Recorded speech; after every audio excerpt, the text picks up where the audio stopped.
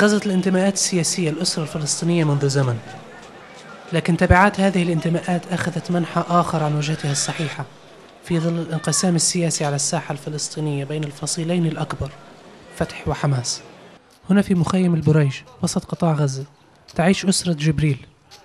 هذه العائلة لديها شقيقين، الأكبر ينتمي لحركة فتح وكان يعمل في الأجهزة الأمنية التابعة للرئيس الفلسطيني محمود عباس، أما الآخر فيعمل في صفوف كتائب القسام الجناح المسلح لحركة المقاومة الإسلامية حماس.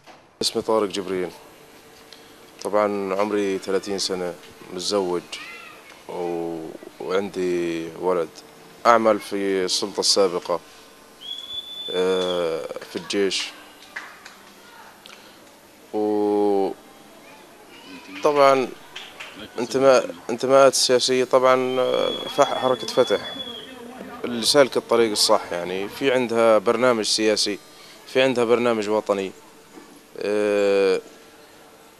ما تنازلت زي ما بيحكوا، ما هادنت، ما فاوضت مفاوضات يعني زي ما بتكلموا الناس التانيين عنها، بالعكس. أنا أخوكم أحمد رزق جبريل من سكان مخيم البريج. السبب اللي خلاني أنتمي لها حبا فيها ولأني تربيت في المسجد، يعني كانت هي أقرب الحركات إلي، أكثر حركة يعني شفتها يعني ملتزمة بكتاب الله عز وجل سنة الرسول صلى الله عليه وسلم. وتحولت الجلسات العائلية اليومية إلى مناظرات سياسية تدخل فيها المشادات الكلامية الشديدة ويرتفع صوت الإخوة على بعضهم البعض، فتتدخل الأم والأب للتوسط لحل الخلافات بينهما، كما تفعل مصر التي تتوسط بين الحركتين المتناحرتين على الساحة الفلسطينية. وكانوا أولادي على خلاف، كانوا موجودين في خلاف، وأقول لك يعني مش أكثر من سوء، بيكلموش بعض، بيسلموش على بعض في عيد.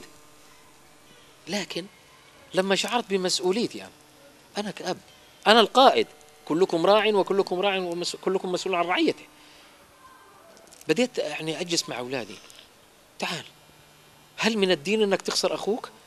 أخسر أخوي اللي قاعد في بيتي؟ طب أرجو الخير من مين؟ لكن أن نفترق وندير ظهورنا لبعض كإخوة لا. فاستشعرت هذه القضية.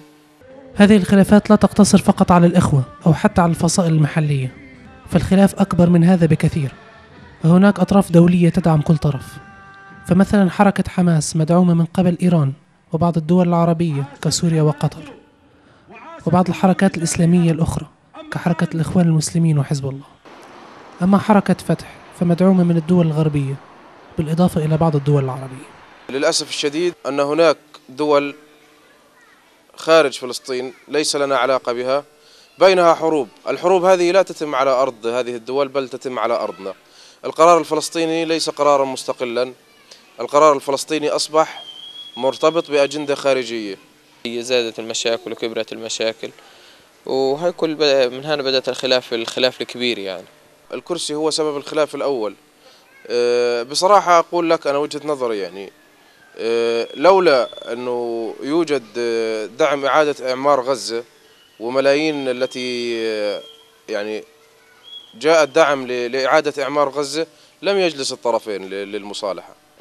فتح هي الصح وحماس هي الصح، هؤلاء أناس ضلوا الطريق، كل حزب بما لديهم فرحون. يعني كل حزب عنده أجندته الخاصة، والكبار بيشتغلوا وبيعبوا في جيابهم وبيعبوا في بيوتهم وبيبنوا، والفقير الغلبان العامل اللي كان بيبحث عن لقمة العيش الآن يبحث عن المؤن، يبحث عن الكونات.